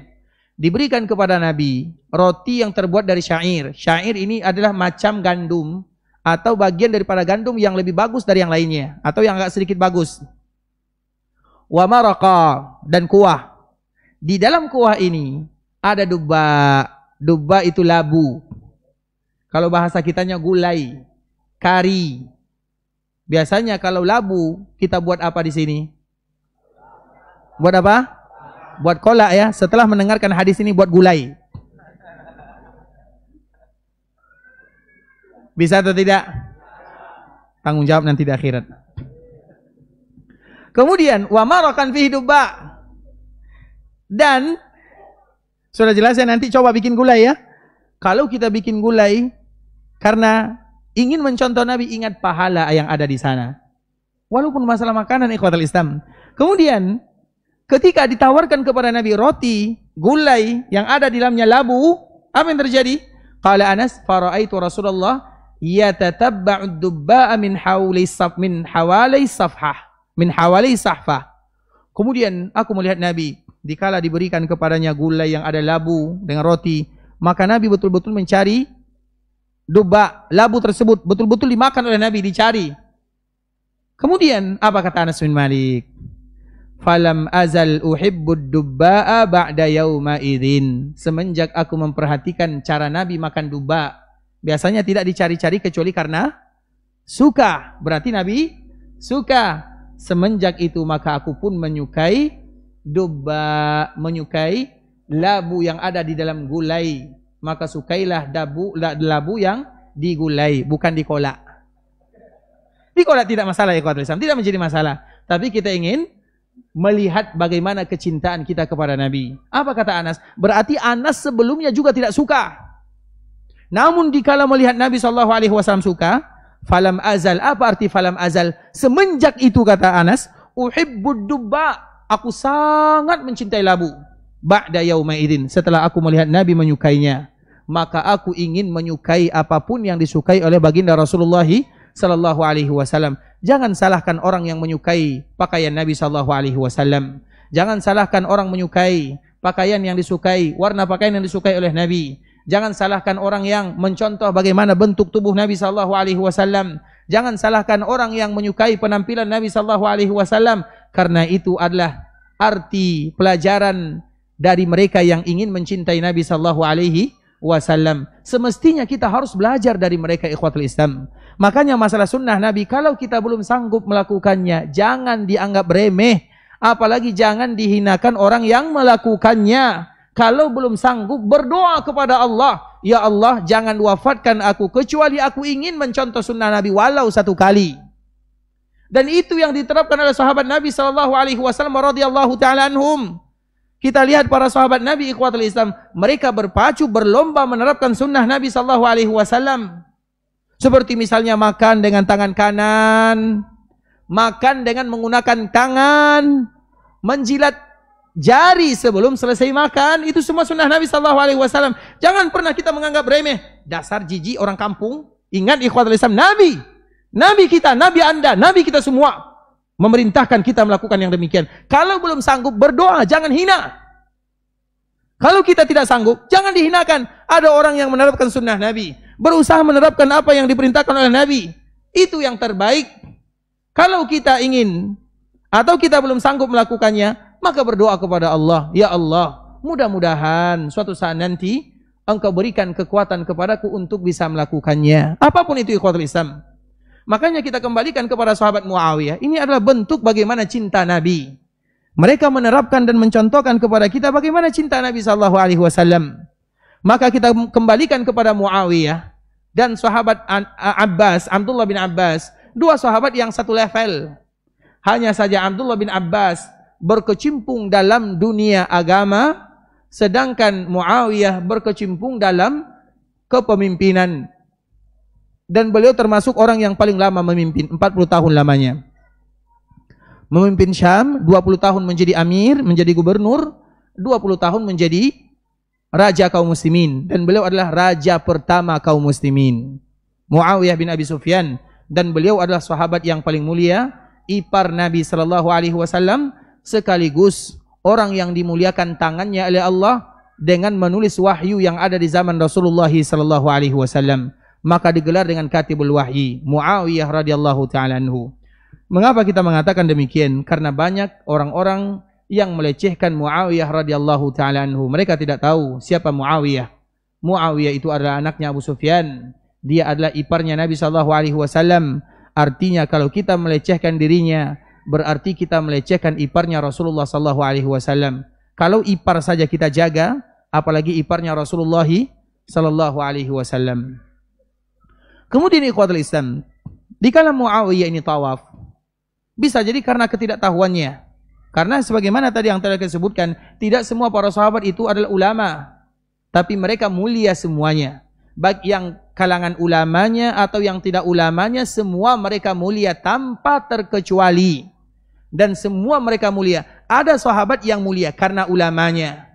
Ada sahabat yang mulia karena jihadnya. Ada sahabat yang mulia karena kedekatannya dengan baginda. Tapi semua mereka memiliki kemuliaan yang berlebih antara satu dengan yang lainnya. Yang semuanya menyebabkan mereka menjadi mulia. Dan cukup kemuliaan yang Allah berikan kepada mereka semua ketika kedua matanya bisa memandang manusia yang paling mulia dan paling dicintai oleh Allah Subhanahu wa taala. Itulah kelebihan sahabat Nabi, yaitu mereka yang bisa memandang, bertemu, bersua, berjumpa dengan orang yang paling mulia. Makanya ikhwatul Islam, kemuliaan tersebut khusus untuk para sahabat Nabi, tidak terdapat pada orang lain. Kemudian kita kembalikan kepada Muawiyah. Dikala dia tawaf, maka dia memegang semuanya. 1 rukun, 2 rukun, 3 rukun, 4 rukun. Memegang Ka'bah, tidak ada salahnya. Terutama dikala kita tawaf. Karena biasanya orang yang memegang Ka'bah itu karena landasan penasaran saja. Bagaimana sih bentuknya? Bagaimana bentuk batunya? Itu saja. Kecuali kalau seandainya ada tujuan lain. Seperti tadi yang kita sebutkan. Untuk dijadikan sebagai jimat. Bahkan tiba-tiba ikhwatul Islam ada orang pulang haji. Maka setelahnya mereka menjadi pedagang. Yang mereka jual adalah kiswah Ka'bah. Tahu kiswah Ka'bah? Penutup Ka'bah. Dan kita tidak tahu. Yang mereka ambil itu kiswah Ka'bah di Mekah atau kiswah Ka'bah di Iran. Kita tidak tahu. Bisa dipahami? Namun bagaimanapun kiswah Ka'bah. Dan itu laris ikhwatul Islam, mahal. Ada yang punya kiswah Ka'bah di sini? Makanya cari, beli. Agar kita tahu berapa harganya. Kenapa ikhwatul Islam? Karena itu lain dari yang lain. Kalau itu tujuannya, maka baru salah. Ada lagi yang tujuannya sengaja membawa pecinya. Diambil pecinya dikala dia tawaf, diusap-usap kepada dinding Ka'bah. Pulang, ini peci yang barokah bersentuhan dengan dinding Ka'bah. Betul atau tidak? Betul atau tidak? Perkataannya betul. Perbuatannya salah. Perkataannya betul, perbuatannya salah.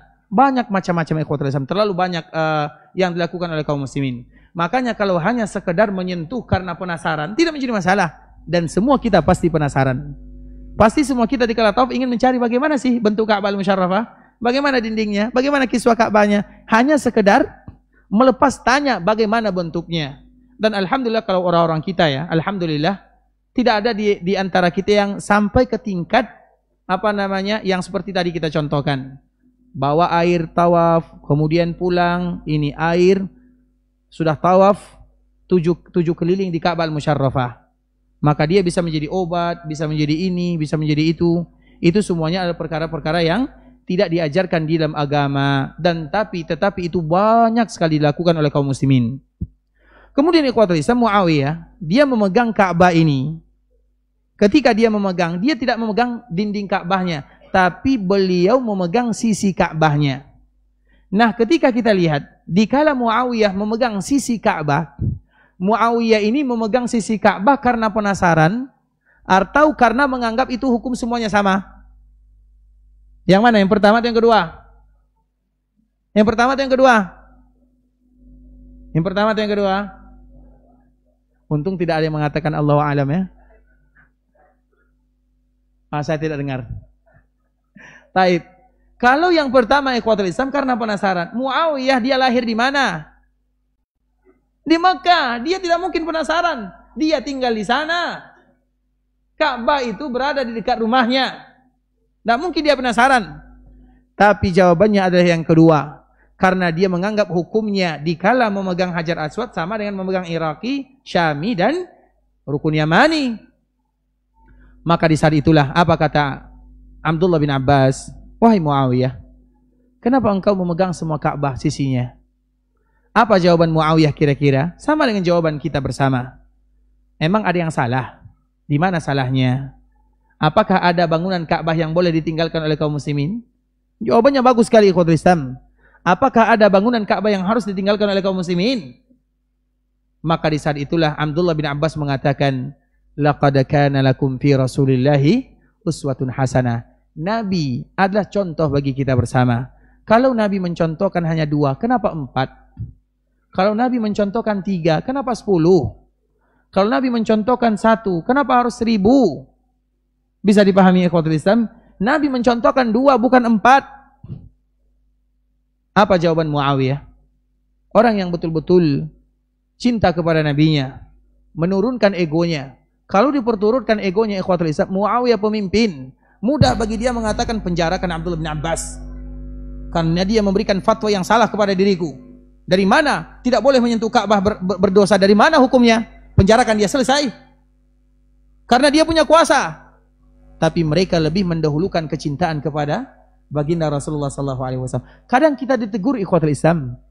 Tapi disitulah kita harus menundukkan hawa nafsu, menerima agama. Karena kita tidak akan sempurna iman kita kepada Allah dan kecintaan kita kepada Rasulullah SAW kecuali hawa nafsu kita berada di bawah. Kalau hawa nafsu sudah berada di atas, maka di saat itulah kita akan selalu mengatakan di mana salahnya.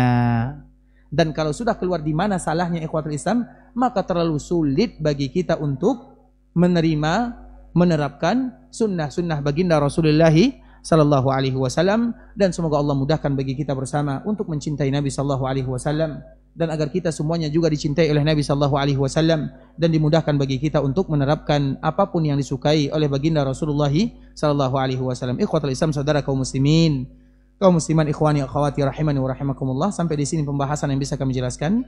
Yang benar dari Allah Subhanahu wa taala, yang salah dari kami pribadi karena kurangnya ilmu kami, karena kebodohan, karena kejahilan, karena ketidaktahuan. Kami mohon dimaafkan kalau ada kesalahan. Sekarang mungkin ada 1 atau 2 pertanyaan, kami persilahkan. Jazakumullahu khairan. Ada yang bertanya? Silakan.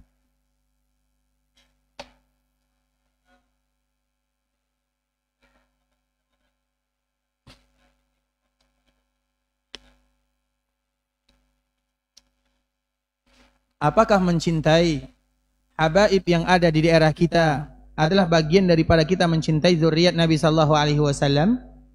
Apa jawabannya? Dengarkan baik-baik. Jangan salah melangkah, bahaya. Perhatikan kaedahnya. Siapapun yang mengatakan dirinya adalah keturunan Nabi sallallahu alaihi wasallam, maka tugas kita adalah percaya, selesai. Siapapun yang mengatakan dirinya adalah keluarga Nabi, keturunan Nabi, maka tugas kita hanyalah percaya, selesai, habis. Kita tidak pernah dituntut untuk mencari-cari. Mengapa demikian? Coba kalau kita dicari, kamu betul anak ayahmu, bagaimana tanggapan kita? Ada orang yang bertanya, betul kamu anak ayahmu? Apa yang kita lakukan kepada orang yang bertanya ini? Kalau marah masih lumayan, kalau saya cari batu. Itu istilahnya. Kenapa harus meragukan sesuatu yang jelas? Makanya siapapun yang mengatakan saya keturunan Nabi, selesai, percaya, aman. Apakah kita rugi dengannya? Rugi atau tidak? Tidak ada ruginya. Tapi yang kedua, urusan mereka dengan Nabi. Apakah mereka betul keturunan Nabi atau bukan keturunan Nabi? Itu urusan mereka. Kalau seandainya mereka betul, alhamdulillah, selesai. Berarti kita sebagai kaum muslimin sudah mencintai keluarga Nabi sallallahu alaihi wasallam. Tapi kalau mereka berdusta, itu urusan mereka dengan Nabi juga di akhirat sana. Dan Nabi mengatakan, man kadzaba alayya muta'ammidan falyatabawwa maq'adahu minan nar. Siapapun yang berdusta atas namaku, maka dia sudah ada jatah di dalam api neraka. Saya keturunan Nabi, namun dia tidak keturunan Nabi, berarti sama saja dia meletakkan kursi di dalam api neraka. Apa urusannya kita? Makanya di antara salah satu kewajiban yang harus kita lakukan, adab yang paling mulia, hadis min husni islamil mar'i tarkuhu ma la ya'ni. Di antara indahnya keislaman seorang hamba, meninggalkan perkara-perkara yang dia tidak ada urusan dengannya. Urusan Habib, dia keturunan Nabi, bukan keturunan Nabi. Urusan kita atau bukan? Urusan kita apa?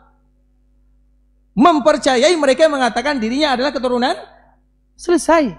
Dia urut cucu Nabi, keturunan Nabi, keluarga Nabi. Dia betul atau dia salah, itu bukan urusan kita. Tidak usah kita mengoreksi. Kenapa demikian ikhwatul Islam? Dengarkan baik-baik. Yang mau pulang tunggu dulu. Di dalam sebuah kitab, ini mungkin sebagian kita pernah mendengarkannya. Di dalam kitab yang judulnya adalah At-Tawwabin, dikarang oleh Imam Ibnu Qudamah. Judulnya adalah At-Tawwabin, dikarang oleh Imam Al-Qudamah, tentang orang-orang yang bertaubat. Di antara salah satu kisah yang paling indah, ada salah satu keluarga, suaminya keluarga Nabi, istrinya juga keluarga Nabi. Hanya saja keluarga Nabi di zaman dahulu kala, mereka menyembunyikan identitasnya. Kenapa demikian? Karena menjadi keluarga Nabi itu berat sekali ikhwatul Islam. Jangankan jadi keluarga Nabi, jadi keluarga ustadz saja tidak ringan. Susah kita melakukan salah. Kalau bersalah, bukan kita saja yang diomelin, ayah kita juga kena. Dasar anak ustadz. Itu baru anak ustadz, apalagi anak Nabi SAW. Bisa dipahami? Ada anak pondok yang sama-sama cabut, sama-sama merokok. Yang satunya anak ustadz, yang satunya anak petani atau anak pegawai. Mana yang akan dimarahin? Anak ustadz, apa alasannya? Alasannya apa? Adalah ayahnya tidak ada salahnya, ayahnya kena. Coba bayangkan kalau ada keluarga Nabi yang melakukan kesalahan, siapa yang kena? Nabi. Tidakkah mereka menghargai Nabi SAW? Apakah Nabi hanya dijual untuk dunia? Tidakkah mereka sopan dan beradab kepada Nabi SAW terlepas siapapun dia? Paham sampai di situ? Jadi orang-orang terdahulu, tidak ada yang mengatakan saya keluarga Nabi. Kalau bisa mereka sembunyikan identitasnya. Kenapa demikian? Berat pertanggungjawabannya. Sulit mereka melakukan. Manusia wajib melakukan salah. Kalau tidak bersalah, bukan manusia namanya. Artinya tidak ada manusia yang suci dari dosa dan salah. Siapapun dia. Begitu juga keluarga Nabi. Mereka bersalah atau tidak?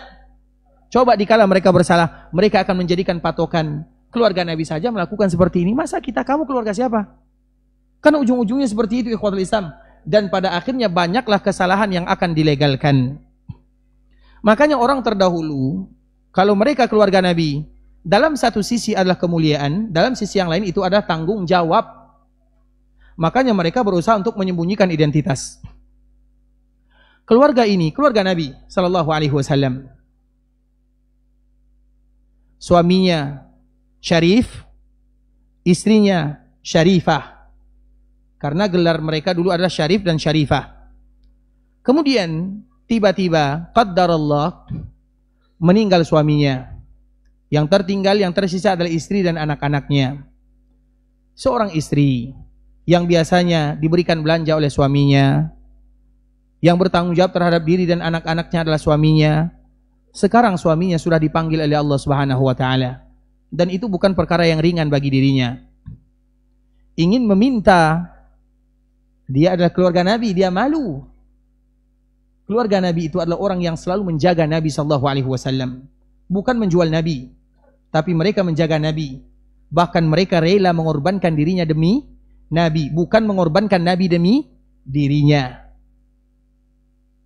Bagaimana keadaannya? Apa yang harus dia lakukan? Pada akhirnya dia terpaksa meninggalkan kampung halamannya. Malu. Kalau minta tolong, dia malu, dia keluarga Nabi. Pada akhirnya dia keluar, meninggalkan kampung halamannya. Nah, pergi ke kampung halaman yang lain, kita tahu dia tidak mungkin dikenal oleh kampung halaman tersebut. Karena qaddarallah di zaman itu belum ada TikTok. Jadi tidak ada yang terkenal ya. Tidak ada TikToknya atau media sosialnya. Kemudian dikala dia pergi, karena meminta tolong kepada orang yang kita kenal, lebih kita segan daripada kita minta tolong kepada orang yang kita tidak kenal. Kadang misalnya minta tolong kepada tetangga, kadang kita malu. Tapi minta tolong kepada orang yang kita tidak kenal, ya biasalah istilahnya, karena kita juga tidak kenal. Kemudian istri dan anak-anaknya pergi ke kampung halaman yang lainnya, karena mereka malu. Kalau minta tolong kepada orang kampungnya, mereka malu. Mereka keluarga Nabi. Kemudian mereka keluar, dikala keluar ikhwatul Islam, Maka dia pun minta tolong, dilihatnya masjid. Kemudian dilihatnya ada salah seorang, mungkin yang dituakan, atau yang dilebihkan, yang diustadkan, ataupun yang semisalnya. Setelah bubar, maka dia datang kepada orang ini. Wahai fulan, aku minta tolong kepadamu. Suamiku sudah meninggal. Aku memiliki tanggung jawab anak beberapa orang. Dan aku adalah keluarga Nabi SAW. Tujuan dia mengatakan aku ada keluarga Nabi supaya nanti mudah dia mendapatkan pertolongan. Tapi orang ini mungkin salah ucap atau salah kalimat. Dia menyebutkan, apa buktinya kamu keluarga Nabi? Wanita ini bisa membuktikan atau tidak? Tidak sulit. Karena dulu mungkin tidak sama dengan zaman sekarang, ikhwatul Islam. Kemudian dia pun keluar mencari pertolongan yang lain. Biasanya orang yang betul-betul sulit, maka mereka akan minta tolong kepada siapapun. Pada akhirnya dia melihat ada orang yang kaya. Kebetulan orang kaya ini bukan beragama Islam, beragama Majusi. Karena dia sudah kelaparan, tidak ada yang menolongnya, dia malu. Dia mengorbankan dirinya untuk menjaga nama kakeknya Muhammad bin Abdullah sallallahu alaihi wasallam. Kemudian dia minta tolong. Orang ini bermurah hati ditolongnya. Silakan kamu masuk, aku berikan kepadamu pakaian, aku berikan kepadamu makanan, bahkan aku sediakan untukmu tempat tinggal. Tinggallah kamu di sini sesuai dengan kemampuanmu. Berapa waktu pun kamu ingin tinggal, tinggallah di sini. Padahal dia orang beragama Majusi. Kemudian ikhwatul Islam, pada malam harinya, maka kedua orang ini sama-sama bermimpi. Terjadi hari kiamat. Yang pertama bermimpi, terjadi hari kiamat. Dikala terjadi hari kiamat, siapa yang kita cari? Atau dikala kita dikumpulkan di padang mahsyar, siapa yang kita cari? Nabi SAW untuk mendapatkan syafaatnya. Karena memang Nabi menjanjikan, aku akan berikan syafaatku kepada semua umatku tanpa terkecuali, selama mereka wafat dalam keadaan beriman. Kemudian ikhwatul Islam, semuanya mengatakan, ya Rasulullah aku umatmu. Ya Rasulullah aku umatmu. Orang tadi, yang pertama, dia juga datang kepada Nabi. Ya Rasulullah, aku juga umatmu. Nabi memandangnya dan bertanya kepadanya, apa buktinya kamu umatku? Apa buktinya kamu umatku? Sama dengan perkataan dia kepada cucu Nabi tadi. Apa buktinya kamu cucu Nabi? Dikala dia bertemu dengan Nabi, Nabi pun bertanya, apa buktinya kamu adalah umatku? Bagaimana cara dia membuktikan? Bisa dibuktikan? Tidak bisa. Dia pun terbangun. Dikala dia terbangun, dia tahu di mana letak kesalahannya. Maka dia langsung mencari, dicari. Maka ditemukanlah cucu Nabi ini atau keluarga Nabi ini di rumah seorang Majusi. Dia pun mengatakan, maukah kamu berikan kepadaku wanita dan anak-anaknya tersebut? Aku yang akan bertanggung jawab. Orang Majusi ini tidak mau. Aku tidak mau. Maka orang ini kembali menawarkan, aku berikan kepadamu 1000 dinar. Berapa 1000 dinar? 1 dinar 3 juta. Kalau 1000 dinar? Sedikit atau banyak? Banyak sekali ikhwatul Islam. Orang Majusi ini kembali mengatakan, aku tidak mau. Ternyata dia juga bermimpi dan tidaklah dia bangun kecuali dia sudah mengucapkan kalimat asyhadu an la ilaha illallah wa asyhadu anna Muhammadar Rasulullah. Dikhawatirkan nanti kalau ada orang yang mengatakan aku cucu Nabi, kemudian kita tidak mempercayainya. Kita ditanya oleh Nabi, kenapa kamu tidak percaya kepada cucuku? Apa jawaban kita? Apa jawabannya? Kita tidak ada jawaban. Makanya ikhwatul Islam, lakukan apa yang semestinya kita lakukan. Kita harus adil. Siapapun yang mengatakan aku cucu Nabi, tinggal percaya. Urusan dia jujur, dia tidak jujur, itu urusan dia dengan Nabi SAW, bukan urusan kita. Paham atau tidak? Itu masalah percaya. Sedangkan masalah dakwah, sedangkan masalah keyakinan itu lain cerita. Karena banyak juga orang yang mengatakan cucu Nabi mereka Syiah. Iya atau tidak? Harus kita percaya kepada orang Syiah. Mereka juga cucu Nabi. Hukum asal, dia cucu Nabi, kita poinnya, poin percaya. Sedangkan mengikuti lain cerita. Paham ya? Jelas pertanyaannya Pak ya? Barakallahu fiikum. Cukup satu saja ya. Ada lagi yang lain? Barakallahu fiikum ikhwatul Islam. Semoga pembahasan kita ini memberikan manfaat kepada kita bersama. Jazakumullahu khairan. Dan kita tutup dengan doa kafaratul majlis. Subhanakallahumma bihamdika asyhadu an la ilaha illa anta astaghfiruka wa atubu ilaik. Wa sallallahu wa sallim ala nabiyyina wa habibina wa khalilina wa sayyidina Muhammadin wa ala alihi wa sahbihi wa sallam tasliman katsiran. Assalamualaikum warahmatullahi wabarakatuh.